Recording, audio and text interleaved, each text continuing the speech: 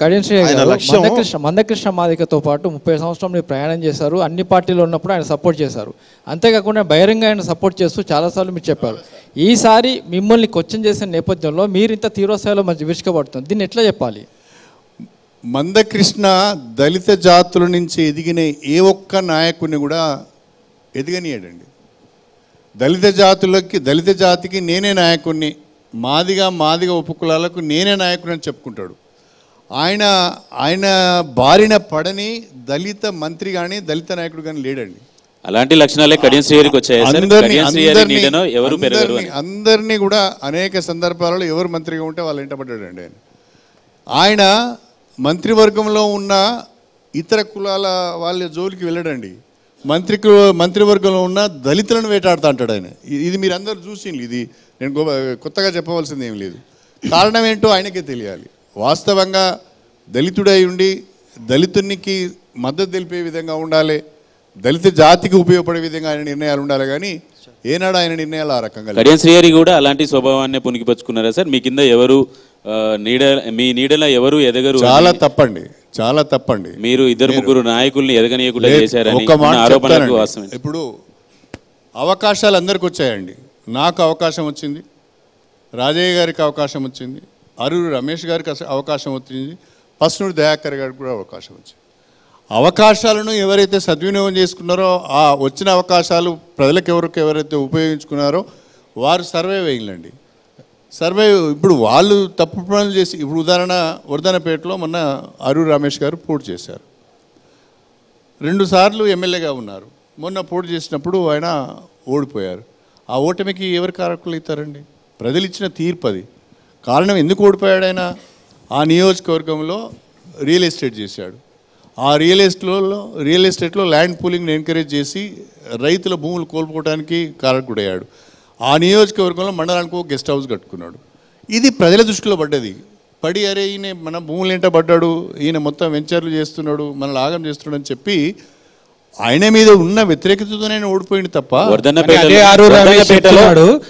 ఆరూర్ రమేష్ ఇన్ని వేల కోట్ల ఆస్తులు కడియం శ్రీహరి గారికి ఎట్లా వచ్చినాయో చెప్పాలి, లేకపోతే నేను నిరూపిస్తా అని కూడా చెప్తున్నాడు ఆయన. నేను అరూర్ రమేష్ గారికి ఎన్టీవీ సాక్షిగా వెల్కమ్ చెప్తున్నా. నేను నాట్ ఓన్లీ అరూర్ రమేష్ గారికి, నా మీద అవినీతి ఆరోపణలు చేసే వాళ్లకు, నేను కోట్ల రూపాయలు సంపాదించానని చెప్పే వాళ్లకు నేను ఓపెన్గా విజ్ఞప్తి చేస్తున్నా. దాని సవాళ్ళను అడగడం కంటే ఓపెన్గా విజ్ఞప్తి చేస్తున్నా. కమ్ ఫార్వర్డ్, మీరు రండి ముందుకు. నా మీద ఉన్న ఆరోపణలు కానీ నేను సంపాదించిన ఆస్తుల వివరాలు కనుక మీరు ప్రజల ముందు పెడితే, నేను కాంట్రాక్టులు చేసి, వ్యాపారాలు చేసి, భూ కబ్జాలు చేసి, రౌడిజం చేసి, సెటిల్మెంట్లు చేసి నేను ఆస్తులు కూడబెట్టుకున్నట్టుగా మీ దగ్గర సాక్ష్యాలు ఉంటే చెప్పండి. వాటికి నేను తల వంచి, అవి నిజంగా కూడా నిజమైతే వాటన్నిటికీ తల వంచి మా అమ్మాయిని నేను పోటీ నుంచి విరమింపజేస్తాను. నేను ఎమ్మెల్యే పదవి కూడా రాజీనామా చేస్తాను. ఇంతకంటే ఓపెన్ ఛాలెంజ్ ఇంకోటి ఉండదు. చౌకబారు మాటలు మాట్లాడడం మానుకొని, విధవ వేషాలు వేయడం మానుకొని, నీ దగ్గర సాక్ష్యాలు ఉంటే సాక్ష్యాలతో ప్రజల ముందుకు రా. నీ సాక్ష్యాలు నిజమైతే, ఎవిడెన్స్ కనుక ఉంటే నేను తల వంచి నా ఎమ్మెల్యే పదవికి రాజీనామా చేస్తా. నా బిడ్డను కూడా పోటీ నుంచి విరమింపజేస్తా. అంతకంటే ఛాలెంజ్ ఇంకేముండదు. చేతనైతే దానికి ముందు ప్రిపేర్ రమ్మని చెప్పండి. అదే ఆరూర్ రమేష్ గారు ఒకప్పుడు మీ దగ్గర కాంట్రాక్టర్, ఆయన ఇప్పుడు అవినీతి చేశాడు, లేకుంటే ల్యాండ్ సెటిల్మెంట్లు చేశాడు, రియల్ ఎస్టేట్ వ్యాపారం చేశాడని చెప్పుకుంటున్నా మీరే ఆయనను మొక్కగా ఉన్నప్పుడు పెంచి పోషించారు. ఆయన అట్లా తయారు కావడానికి కడియం శ్రీహరి కూడా కారణం కాదా? బాగుందండి మీ ముచ్చట. మీరు అడిగే ప్రశ్న అవునండి.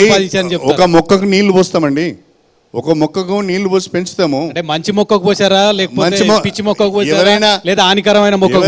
ఎవరైనా ఒక మంచి మొక్కనే పెంచుతామండి. అది పెరిగిన తర్వాత ఏమైతుందో మీ దగ్గర ఎక్కువ సంపాదించుకొని ఉండొచ్చు కదా ఆయన. సార్, వరంగల్ ఎన్నికలు ఆరూరి రమేష్కి కడియం శ్రీహరికి మధ్య ఉన్న వైరం మధ్యనే జరుగుతుందా? మీ ఆరోపణలన్నీ మీ చుట్టూ ఆయన చుట్టూ మీరే తిప్పుతారు. ప్రజలకు సంబంధించిన ఇష్యూస్ కానీ ఇప్పుడు ఇలాంటివన్నీ ఎందుకు? ఎవరైనా నా పైన ఆరోపణలు చేస్తే నేను వివరణ మాత్రమే ఇస్తున్నాను. నా మీద చేసిన ఆరోపణలకు నేను ఇప్పుడు ఓపెన్ ఛాలెంజ్ ఒకటి ఎన్టీవీ సాక్షిగా చేశాను. ఎవరి దగ్గర ఏ రకమైన ఆధారం ఉన్నా మీరు బయట పెట్టండి, నా ఆస్తుల వివరాలు వెల్లడించండి. తప్పకుండా గడువు ఏమని ఇస్తారా సార్? ఎప్పటి వరకు రావాలి ఏంటి అని? ఎప్పుడైనా రండి. ఇప్పుడు ఎన్నికల సమయం అండి, ఇది బెస్ట్ సీజన్ వాళ్ళకు, ఇది బెస్ట్ టైం. కడియం శ్రీహరి గారికి ఇక్కడ ఇన్ని ఆస్తులు ఉన్నాయి, ఇక్కడ ఇన్ని భూములు ఉన్నాయి, ఇక్కడ ఇది ఉన్నది, ఇక్కడ అది ఉన్నది, ఇక్కడ ఇది ఉన్నదని ఎవిడెన్స్తో రమ్మనండి. ఒట్టిగా మాటలు మాట్లాడడం కాదు. సార్ వరంగల్లో ఒక తేదీ ఫిక్స్ చేసి టైం ఫిక్స్ చేసి అట్లా ఏమన్నా మీరు ఏమన్నా మీరు చేయండి. మీరే చాయిస్ సార్, మీరు చెప్పండి. నేను చేయను, మీరు చేయండి. నేను మీకు చెప్తున్నా కదా, మీ ఛానల్లోనే మీ డిబేట్లోనే ఓపెన్గా చెప్తున్నా అందరికీ. ఇది దయాకర్రావు గారికి, పళ్ళరాజేశ్వర రెడ్డి గారికి, అరూర్ రమేష్ గారికి, రాజయ్య గారికి, ఎవరైతే నా మీద అవినీతి ఆరోపణలు చేస్తున్నారో వాళ్ళందరికీ కూడా నేను ఓపెన్గా విజ్ఞప్తి చేస్తున్నా. మీ దగ్గర ఉన్న సాక్ష్యాలతో బయటికి రండి, ప్రజల ముందు పెట్టండి. అవి నిజమైన అయితే నేను తల వంచి నిష్క్రమిస్తాను.